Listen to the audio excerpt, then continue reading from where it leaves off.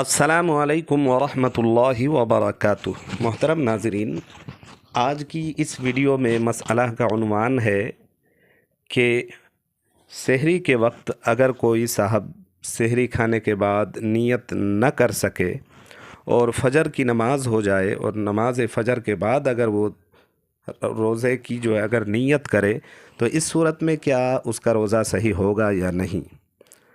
تو جواباً عرض ہے، اچھی طرح جان لیں کہ سحری کے لیے اٹھنا یا سحری کرنا یہی نیت کے قائم مقام ہے۔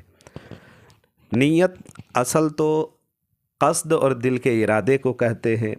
سحری کی نیت سے بندہ اٹھ رہا ہے، سحری کھا رہا ہے، یہی نیت ہے۔ اگرچہ زبان سے الفاظ نیت نہ ادا کی جائے، باوجود یہ کہ پھر بھی نیت صحیح مانی جاتی ہے، نیت ہو جاتی ہے، لیکن اگر الفاظ نیت کو ادا کر لے تو فبیہا نور علی نور، اچھا ہے، سنت بھی اس سے ادا ہو جائے گی۔ لیکن اگر کوئی سحری کھانے کے بعد، سحری کھانے کے فوراً بعد، اذان سے پہلے اگر وہ نیت نہیں کیا ہے اور بعد میں نماز فجر کے بعد اگر نیت کرتا ہے تو بھی کوئی حرج نہیں، اس سے بھی روزہ صحیح ہو جائے گا۔